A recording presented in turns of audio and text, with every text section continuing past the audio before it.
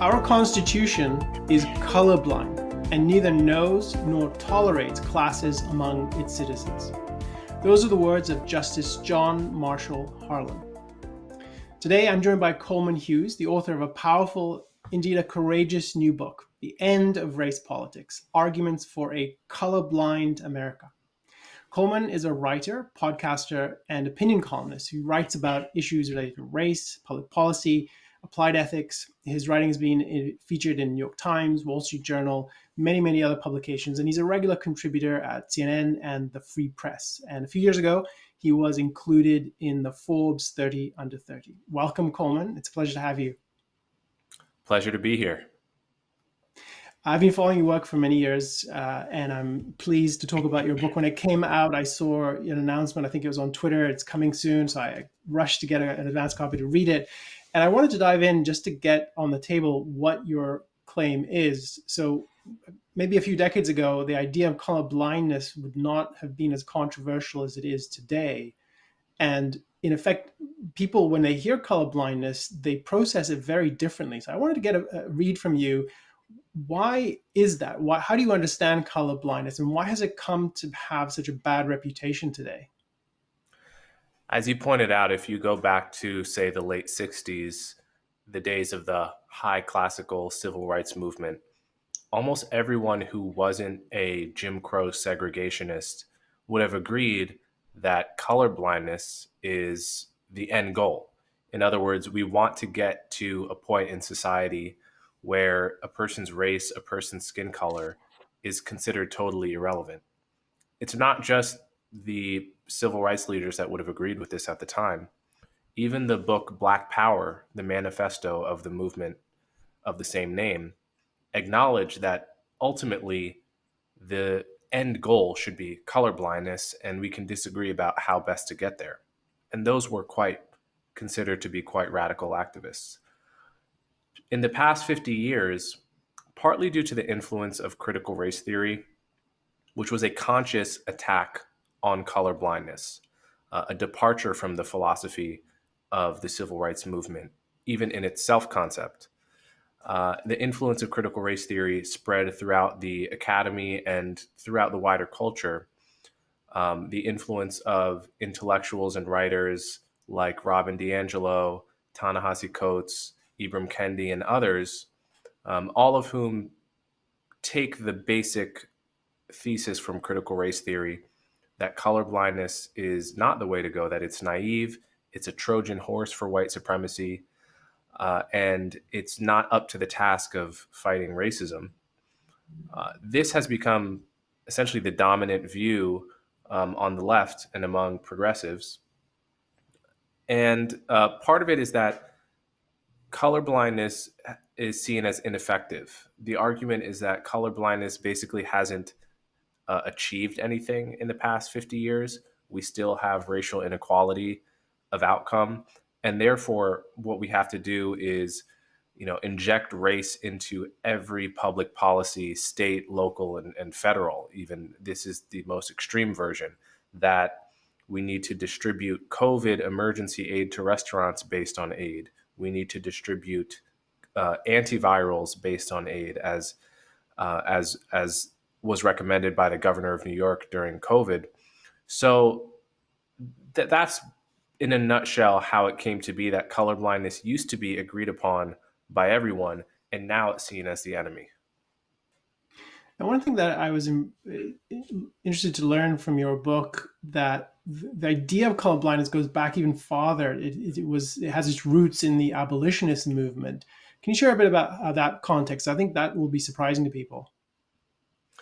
Yeah, so there's a narrative that's emerged today that colorblindness is somehow a conservative idea.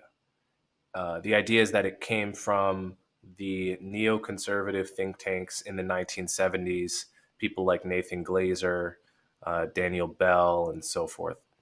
This is a total false history, a rewriting of the history of colorblindness done by its enemies. The truth of the matter is that the earliest mentions of colorblindness that I'm aware of actually go back to the 19th century, to Wendell Phillips. Wendell Phillips was a staunch abolitionist He was a friend of William Lloyd Garrison. He actually took over the presidency of the American Anti-Slavery Society from William Lloyd Garrison because William Lloyd Garrison thought that basically the movement's mission was done once slavery was abolished, but Phillips wanted to continue it until Black people had full equal rights, including voting rights. So, in other words, this was a man too radical for William Lloyd Garrison, one of the, if not the most famous abolitionist in American history. And the earliest mentions of the term colorblindness come from him, where he is proposing a 14th Amendment, which hadn't yet been written. He's proposing a 14th Amendment that made the quote a government colorblind, which is to say a government that cannot see or distinguish between different races of human beings. And that's actually where colorblindness comes from, not from the conservative movement or the neoconservative movement, but from the most radical abolitionists that wanted to go beyond simply abolishing slavery in the 1860s and 70s.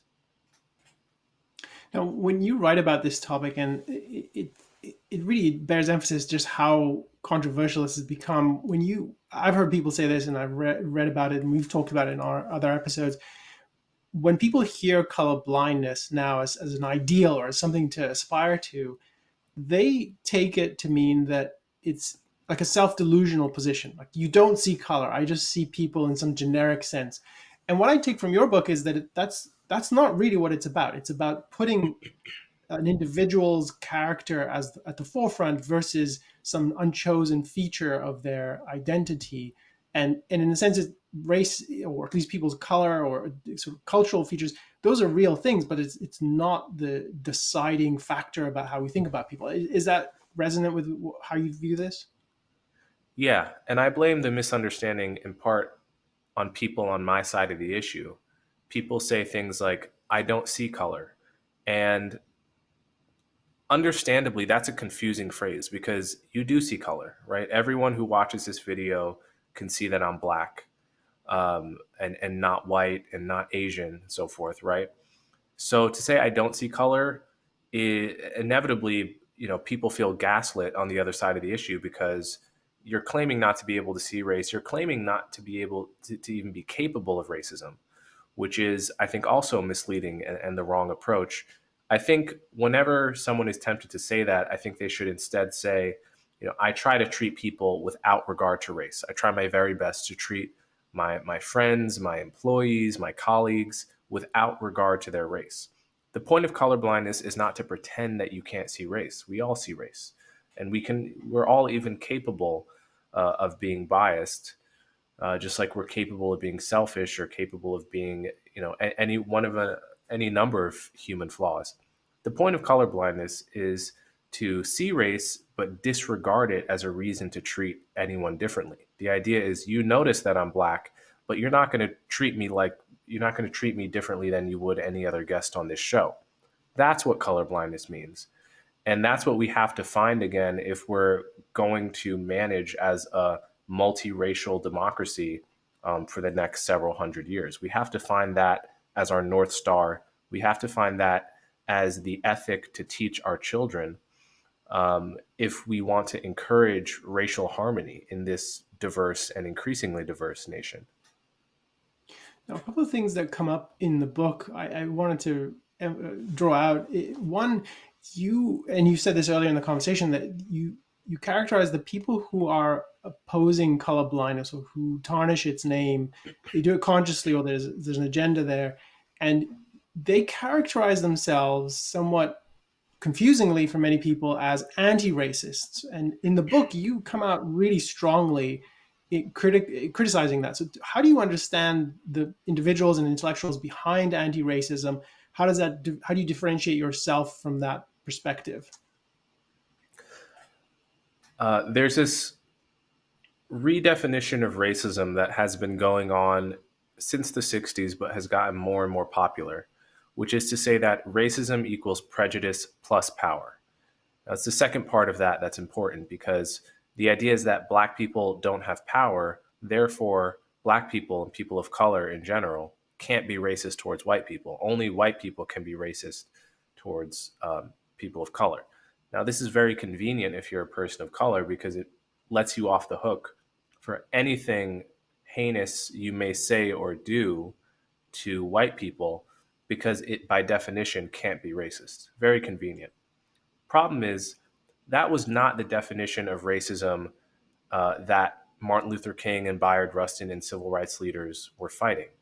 In fact, I think Martin Luther King defined racism in his final book, Where Do We Go From Here, as, quote, the doctrine of congenital inferiority of a people. Racism, for Dr. King, he said multiple times that black supremacy would be equally evil as white supremacy. The version of racism that was fought in the March on Washington and at Selma was the idea that any group of people is congenitally inferior to any other group of people. That can go in any direction. It can go from white people to black people to white people, Asians to Hispanics, Hispanics to Jews, etc. It can go in any direction, and we should fight it any direction that it goes. We should not define it such that only certain races of people can definitionally be racist to others. Now, what's happened with the modern anti-racist movement, the so-called anti-racist movement, which I take aim at mostly because their books have been the most popular examples of it. I take aim at Ibram Kendi and Robin DiAngelo in particular. But they stand in for a larger way of thinking. They stand in for an anti-racist movement that essentially claims to be a continuation of Martin Luther King, but has completely changed the contents of the philosophy. Instead of defining racism as something that any group of people can point at any other group of people, it defines racism as something only white people are capable of. And in doing so, it allows not only for racist rhetoric against white people to be tolerated, it allows for racist policies against white people to be tolerated in the name of anti-racism. In the book, I give many, many examples from Sarah Jeong at the New York Times to a lady by the last name of Kililani at Yale, who have just said basically the worst racist things you could possibly say about any group about white people. But nothing happens, right? There's no censure for them. There's their institutions back them, essentially. I give examples in chapter 3 of policies from emergency racial triage policies during COVID to affirmative action and so on and so forth. Policies that openly discriminate against white people in the name of sort of balancing out history, and rather than be called what they are, which is racist by any by the old definition, let's say, by the Martin Luther King definition, they are called anti-racist. So the anti-racist movement. It's not just not true; it's the opposite of the truth. It actually endorses racism. It endorses racial stereotypes. It endorses racial discrimination, and it has cleverly rebranded itself as anti-racist. And it's amazing. It's like a company that keeps the label and just changes the product on the inside. I wanted to turn to what I've been following your commentary on this, and I saw that you were invited to speak at TED late last year. It came out.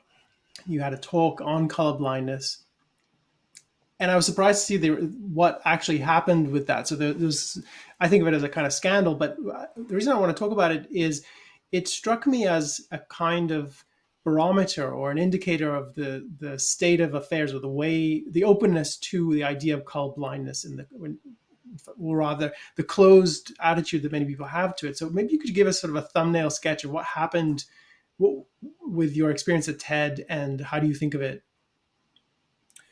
So if people want the long version, they can look up my piece at the Free Press where I give the detailed blow by blow. The short version is that I was invited to TED to give a talk this past year on colorblindness, the topic of the book. I gave the talk, and there was a swift and intense backlash among a small number of employees at TED. And those employees actually didn't want to publish my talk at all.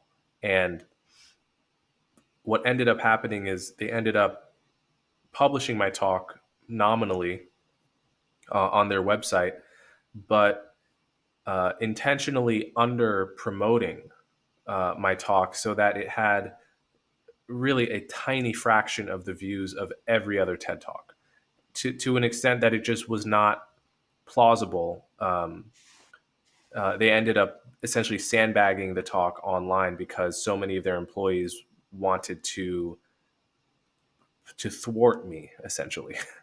And I went public about this in the free press. And what happened is there was a classic Streisand effect, which is when you try to suppress something, and that's the fact you try to suppress it comes out, it ends up backfiring, and more people end up seeing the thing than ever would have seen it had you just treated it normally. And so that's what ended up happening. And I think TED ended up coming under a lot of warranted criticism for sort of claiming to be this space for open ideas, but suppressing a talk that about a talk expressing a view that is widely held by Americans. To be pro colorblindness is not a fringe viewpoint. Um, you probably won't hear Democrats on the national level support it, but if you actually poll Democrats, it's still broadly popular among Democrats. That's why a state like California can have a plebiscite, two plebiscites in my lifetime about affirmative action, both of which come out anti affirmative action in a blue state that's also highly diverse. So the fact that TED had such trouble sort of treating me fairly as a very non fringe viewpoint on the race issue became a perfect indicator of how these elite spaces like TED, elite institutions, have uh, allowed themselves to enter a bubble where certain ideas are so controversial there that are actually widely held by the public. And I think it also unintentionally, because I truly have nothing against TED as an organization, and I still don't. But I think it unleashed a whole undercurrent of people that have been mad at TED for years for moving in a more woke, for lack of a better word, a more woke direction. And I think my going public about that story became kind of a lightning rod for pent up anger at TED over the years, and I think it became bigger than I intended it to be as a result. Yeah, and I think one of the things you wrote about, correct me if I'm misremembering this, as part of having you on stage, they wanted to have someone come on, and there was another debate that was arranged as a part of the deal to ensure this would happen. And all of those seemed like those are either ad hoc or very unusual things for them to do in trying to deal with your position fairly. Am I remembering that accurately? Yes, the first idea was to attach a debate to the end of my TED talk in one video. And I didn't agree to this because I it was sending the signal and the message that my TED talk can't be heard on its own. My TED talk has to be heard with the opposing viewpoint, and it can't be taken down without a chaser, so to speak. And I thought that's precisely the wrong signal to send. Part of why I wrote this book is not just because I'm endlessly fascinated by the topic of race. I'm actually quite bored by the topic of race because I don't think a person's race tells you much of anything about them. Part of why I wrote this book is because I want it to become more acceptable to have the viewpoint that I have, because I know that there's a huge slice of people out there who essentially agree with my philosophy about race live out the colorblind philosophy in their own lives with their friends and their family and so forth, but just cannot talk about this publicly for fear of getting canceled. So part of my project is not simply an academic fascination with the subject, but also to try to make it more okay to talk about this subject and to say, I try not to, I try to treat people without regard to race, and I want race out of my public policy. If you want to do public policy based on income, if you want to help the poor, sign me up. I'm all for that, but I'm not for judging people on the basis of their skin color. So I want to make that more acceptable. To that end, it doesn't really serve me if I'm putting out this TED talk out there with a warning